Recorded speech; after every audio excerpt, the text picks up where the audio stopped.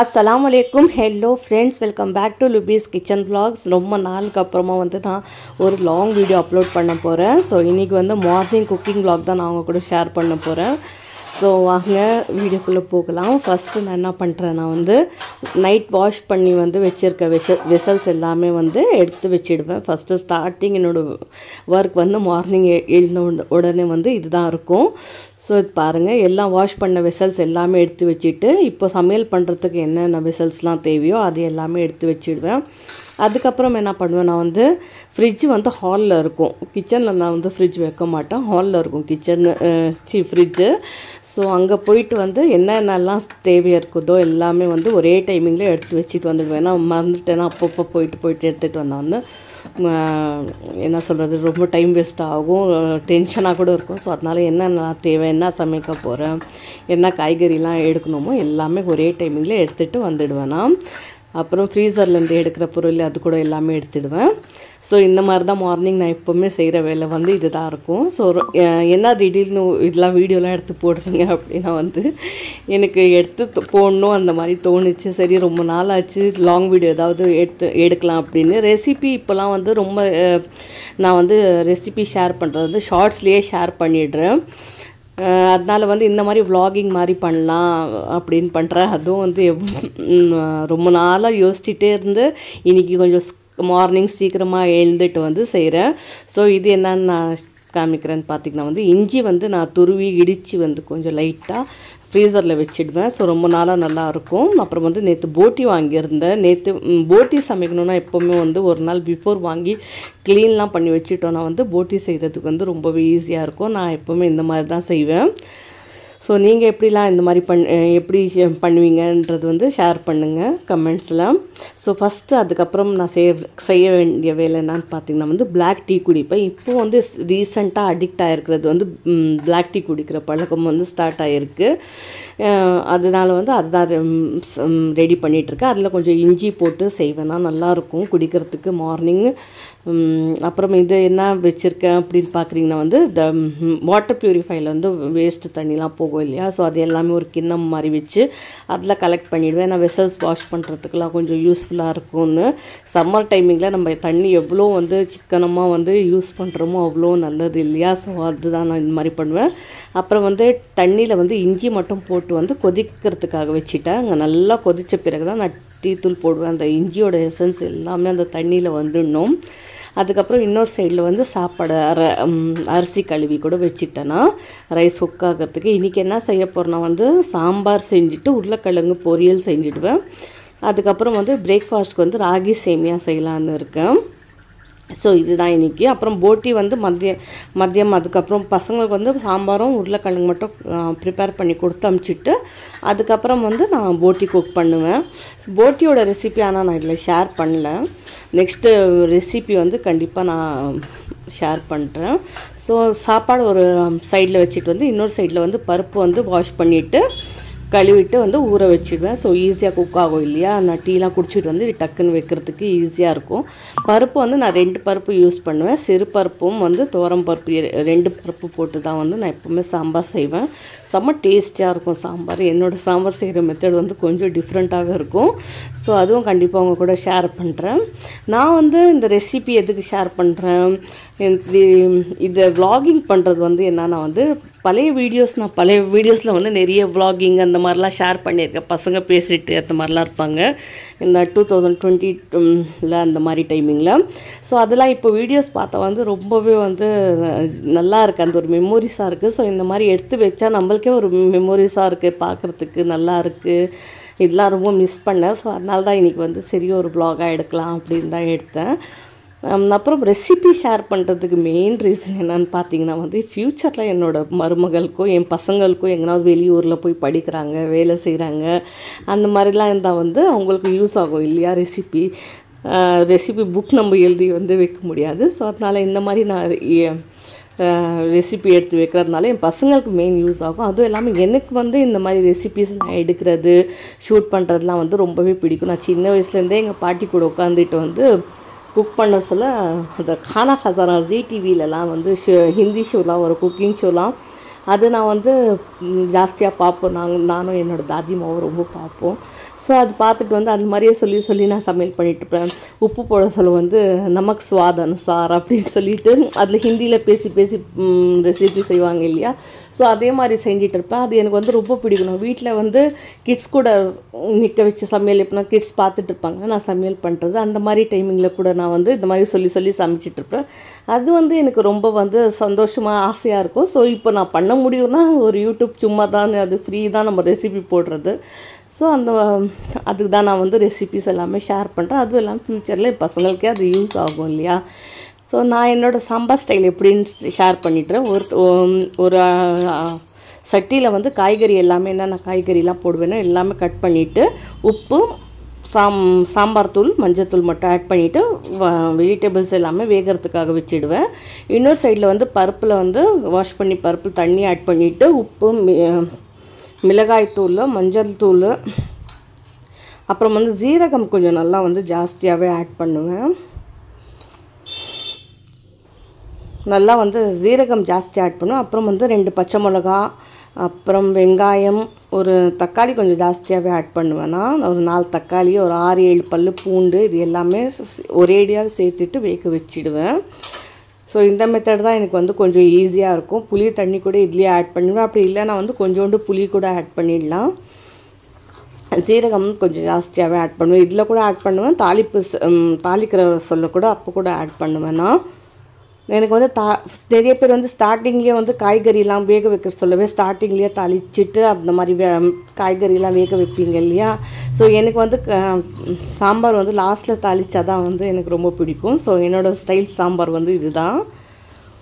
So புளி தண்ணி கூட ஆட் பண்ணிவிட்டு க்ளோஸ் பண்ணிவிட்டு வேக வைக்கிறதுக்காக ஒரு 4 விசில் வச்சு எடுத்தால் சாம்பார் வந்து வெந்துடும். இன்னொரு சைடில் வந்து காய்கறியும் வெந்துடும். ரெண்டுமே ஒரே சைடில் ஆகிடும்.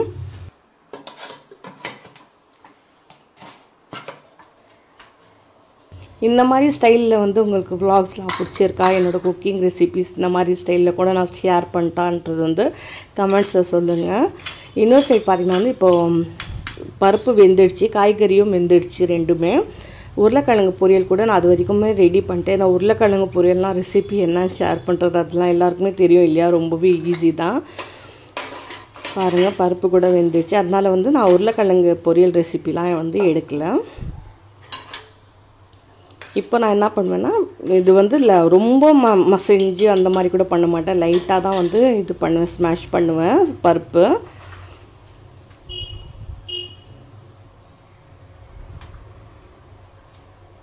இந்த சைடு வந்து சாம்பார் ஸ்மாஷ் பண்ணுறதுக்காக எடுத்துக்கிட்டேன். இப்போ ஒரு அடுப்பு காலியாக இருக்குது இல்லையா, ஸோ இங்கே வந்து ராகி சேமியா குக் பண்ணுறதுக்காக வச்சிடலாம். ராகி சேமியா நான் எப்படி குக் பண்ணுவேன்னா வந்து பெரிய பாத்திரத்தில் வந்து தண்ணி ஆட் பண்ணிவிட்டு அது ஸ்டவ்வில் வச்சிடுவேன். எல்லாருமே வந்து அந்த இட்லி செய்கிற குண்டானில் தானே செய்வீங்க. நான் வந்து இந்த மாதிரி தான் செய்வேன். அந்த இட்லி குண்டான் வந்து கழுவுறதே வந்து ரொம்ப பெரிய வேலையாக இருக்கும். ஸோ நான் இந்த மாதிரி தான் செய்வேன். ராகி சேமியா வந்து கொஞ்சம் தண்ணியில் வாஷ் பண்ணிவிட்டு ஒரு வாட்டி அலசிட்டு இந்த மாதிரி கிண்ணத்தில் ஆட் பண்ணிட்டு இப்படி க்ளோஸ் பண்ணி வச்சிடுவேன். ஒரு 10 மினிட்ஸில் வேக வச்சா வந்து 10 மினிட்ஸ் வேக வச்சா ராகி சேமியா வந்து சூப்பராக வெந்துடும். இங்கே பார்த்தீங்கன்னா காய்கறி எல்லாம் வெந்துச்சு இல்லையா. சாம்பார் பருப்பு கூட வந்து நல்லா ஸ்மாஷ் பண்ணிவிட்டு இதில் வந்து சேர்த்துடலாம். இந்த மாதிரி கூட சாம்பார் யாராவது செய்யலைன்னா ஒரு வாட்டி இந்த மாதிரி செஞ்சு பாருங்கள், செம்ம டேஸ்டியாக இருக்கும். சாம்பார் தாளிக்கிறது வந்து கடைசியாக தாளிச்சோன்னா வந்து அதோடய ஸ்மெல்லே வந்து செம்மையாக இருக்கும். இது வந்து இட்லிக்கு சாப்பாடுக்கு மட்டும் இல்லாமல் இட்லி தோசாக்கு கூட வந்து டிஃபன் சாம்பார் கூட யூஸ் பண்ணலாம். நல்லா தான் இருக்கும் டிஃபனுக்கு கூட இந்த சாம்பார். இப்போ வந்து ஸ்டவ் ஆன் பண்ணிவிட்டு நல்லா வந்து சாம்பார் வந்து கொதிக்கணும். டேஸ்ட்டெல்லாம் பண்ணி பார்த்துடலாம். இந்த டைமில் உப்பு புளி ஏதாவது கம்மியாக இருந்தால் ஆட் பண்ணிடலாம். எனக்கு வந்து எல்லாமே கரெக்டாக தான் இருந்துச்சு. ஸோ அதுக்கப்புறம் கொஞ்சம் கொத்தமல்லி ஆட் பண்ணிக்கிறேன், நல்லா ஃப்ரெஷ்ஷான கொத்தமல்லி. இப்போது சாம்பார் நல்லா கொதிக்கிட்டோம். இது ஒரு 2 கொதி வந்தால் தான் வந்து நல்லாயிருக்கும்.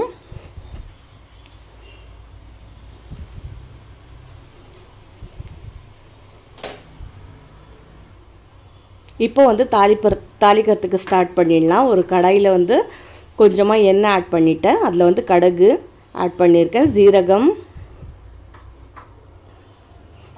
நல்லா வந்து ஒரு 2 டேபிள் ஸ்பூன் ஜீரகம் ஆட் பண்ணிவிட்டேன். கொஞ்சோண்டு கருவேப்பிலை, ஒரு 2-3 காஞ்ச மிளகாய் ஆட் பண்ணியிருக்கேன். அப்புறம் ஒரு கைப்பிடி அளவுக்கு வெங்காயம் ஆட் பண்ணியிருக்கேன். இது எல்லாமே நல்லா ஃப்ரை ஆகட்டும்.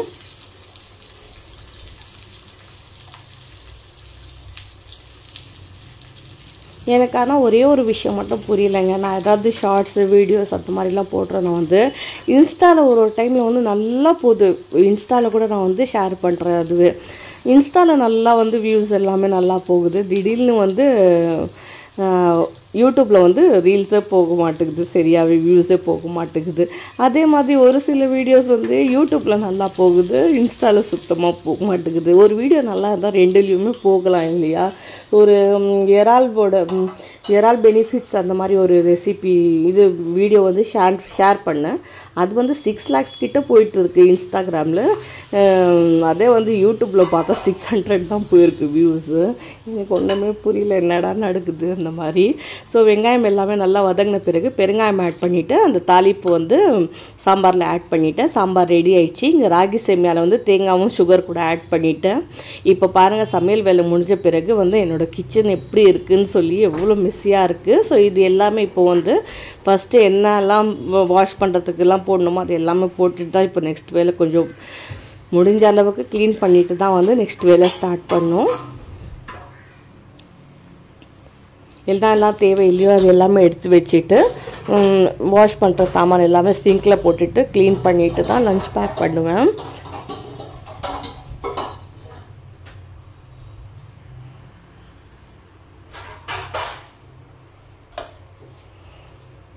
நான் இன்னொரு விஷயம் கூட வந்து உங்கள் கூட ஷேர் பண்ணணும்னு நினச்சேங்க. என்னான்னு பார்த்தீங்கன்னா வந்து நிறைய பேர் வந்து யூடியூப் இதெல்லாம் வந்து ஸ்டார்ட் பண்ணுறீங்க. எனக்கு தெரிஞ்சவங்களே நிறைய பேர் ஸ்டார்ட் பண்ணுறாங்க. ஒரு 4 நாள் 5 நாள் பண்ணிட்டு வந்து விட்டுடுறாங்க. எனக்கு வந்து சக்ஸஸ் வேணும், சம்பாதிக்கணும்னு அந்த மாதிரி ஒரு எண்ணத்தில் வந்து இதெல்லாம் யூடியூப்லாம் ஸ்டார்ட் பண்ணல. எனக்கு பிடிக்கும்ன்றதுனால தான் நான் ஸ்டார்ட் பண்ணேன். அது இன்னொருத்தங்க என்ன சொல்கிறாங்கன்னா, அவள் என்ன வீட்டில் சும்மா தான் இருக்கா, அதனால அவனால் கண்டினியூ பண்ண முடியும், நம்மளாம் வெளியே வேலைக்கெலாம் போகிறோம் இல்லையா, நம்மளாலாம் முடியாது அப்படின்னு அசால்ட்டாக சொல்லிடுறாங்க. எனக்கு புரிய மாட்டேங்குது என்னான்னு. நான் வீட்டில் கூட வந்து வேலை செய்கிறேன், வீட்டில் தைக்கிற வேலை செய்வேன்னா அதில் கூட நான் ஏர்ன் பண்ணுறேன். எனக்கு பிடிச்சது நான் பண்ணுறேன். உங்களால் முடிஞ்சால் நீங்கள் பண்ணுங்கள், முடியலன்னா விட்டுடுங்க. ஆனால் வந்து நான் பண்ணுறது எதனாலனா நான் சும்மா இருக்கேன் வீட்டில், அதனால தான் இந்த மாதிரிலாம் வீடியோஸ்லாம் எடுத்து போட்டுட்ருக்கேன் அப்படின்னு வந்து நெகட்டிவாக பேசுறது எனக்கு புரியல. எப்படி இருந்தீங்களா இந்த மாதிரி பேசுகிறீங்கன்னு சொல்லி. இது கரெக்டானு நீங்கள் வந்து கமெண்ட்டில் சொல்லுங்கள். இந்த வீடியோ பார்க்குறவங்களுக்கு தெரியும் நான் யாருக்கு சொல்கிறேன்னு. எனக்கு வந்து நெகட்டிவாக பேசணும் அந்த மாதிரி தோணலை எனக்கு. யாராவது ஏதாவது பண்ணிவிட்டு போட்டோம், நான் வந்து எப்போவுமே என் விஷயத்துக்கு நான் என்ன பண்ணுறதோ அதில் தான் நான் வந்து கான்சென்ட்ரேட் பண்ணுவேன். இன்னொருத்தங்க பண்ணுறாங்கன்னு பார்த்து கூட பண்ண மாட்டேன், இன்னொருத்தங்க ஏதாவது சொல்லிடுவாங்கன்னு கூட நினைக்க மாட்டேன். நான் எப்போவும் பாசிட்டிவாக நீங்கள் என்ன சொன்னீங்கன்னாலும் சொல்லிட்டு போங்க, என் வேலை நான் பார்த்துட்ருப்பேன். இதில் நான் வந்து ஒன்று சம்பாதிக்கணும் அந்த மாதிரிலாம் வந்து ஒன்றுமே யோசிக்கல. எனக்கு பிடிச்சிருக்கு நான் பண்ணுறேன், அவ்வளோதான். அது வந்து என்னோடய ஹஸ்பண்ட் பர்மிஷன் கொடுக்குறாரு. ஸோ அதுதான் எனக்கு தேவை. மற்றவங்க என்ன சொல்கிறாங்கன்னு அது எனக்கு வந்து கொஞ்சம் கூட முக்கியமே இல்லை. என் ஹஸ்பண்ட் சொல்வார், நீ தைக்கிற வேலை கூட விட்டுட்டு நீ இந்த யூடியூப் இது பிடிச்சிருந்தா நீ இதுவே பண்ணு, சந்தோஷமாக பண்ணு. என்னால் வந்து கண்டினியூவாக வீடியோஸ் போட முடியாது, எப்போனாலும் வந்து தைக்கிற வேலையெல்லாம் கொஞ்சம் ஜாஸ்தியாக வந்துடும். ஸோ நான் அது பண்ணிகிட்ருப்பேன். அதனால் வந்து வீடியோஸ் சரியாக போட முடியாது, நடுவில் வந்து நல்லா கேப் விட்டுடுவேன்னா.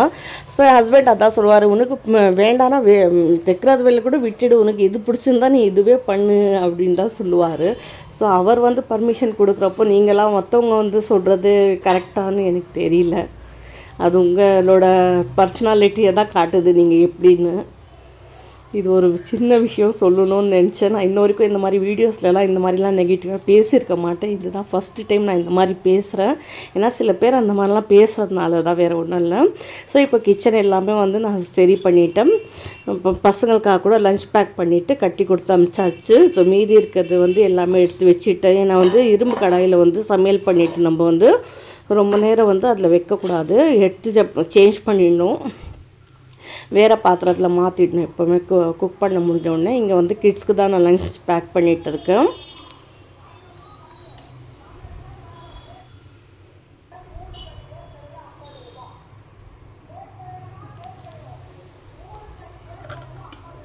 பிரேக்ஃபாஸ்ட்டுக்கு ராகி சேமியா, சாம்பார் சாதம், உருளைக்கிழங்கு பொரியல். ஸோ இன்றைக்கி இவ்வளோ தான். கிட்ஸ்லாம் வந்து ஸ்கூலுக்குலாம் போன பிறகு நான் வெசல்ஸ் எல்லாமே வாஷ் பண்ணிவிட்டேன். இரும்பு கடாய் வந்து எப்படி வந்து மெயின்டைன் பண்ணிட்டோம்னா வந்து ரொம்பவே ஈஸி. நம்ம வந்து கழுவிட்டு வந்து நல்லா அடுப்பில் வச்சு சூடு பண்ணிவிட்டு அதில் வந்து எண்ணெய் அப்ளை பண்ணிவிட்டு வச்சுட்டோம்னா வந்து ரஸ்ட்டு பிடிக்காமல் அந்த துரும் பிடிக்காமல் அந்த மாதிரி இருக்கும். நீங்கள் எவ்வளோ லைஃப் லாங்காக வச்சு கூட யூஸ் பண்ணலாம். நம்ம இந்த மாதிரி மெயின்டைன் மட்டும் பண்ணிட்டா போதும். இது ஒன் டைம் இன்வெஸ்ட்மெண்ட் மாதிரி தான் அது. ஸோ போட்டி கூட நான் குக் பண்ணிவிட்டு எல்லாமே வெசல்ஸ் எல்லாமே வாஷ் பண்ணி எல்லாமே வச்சாச்சு. நான் போட்டியோட ரெசிபி தனியாகவே எடுத்திருக்கேன். அது வந்து தனியாக நான் உங்கள் கூட ஷேர் பண்ணுறேன். ஸோ என்னோடய லஞ்ச் இது தான். சாம்பார் சாதம், உருளைக்கிழங்கு பொரியலும் போட்டி வச்சு தான் சாப்பிட போகிறேன். கிட்ஸ் வந்து மதியம் ஒரு 3-4 மணிக்கு வந்து சாப்பிடுவாங்க. ஸோ இந்த வீடியோ உங்களுக்கு பிடிச்சிருக்கா சொல்லுங்கள் ஃப்ரெண்ட்ஸ். பிடிச்சிருந்தால் லைக் பண்ணுங்கள். மறக்காமல் ஃப்ரெண்ட்ஸ் அண்ட் ஃபேமிலி கூட ஷேர் பண்ணுங்கள். உங்களுக்கு இந்த வீடியோவில் என்ன பிடிச்சிருக்குன்றது வந்து கண்டிப்பாக கமெண்ட் பண்ணுங்கள். ஸோ நெக்ஸ்ட் வீடியோவில் நான் உங்கள் கூட பார்க்குறேன். Bye friends. நெக்ஸ்ட் வீடியோவில் பார்க்கலாம். பாய்.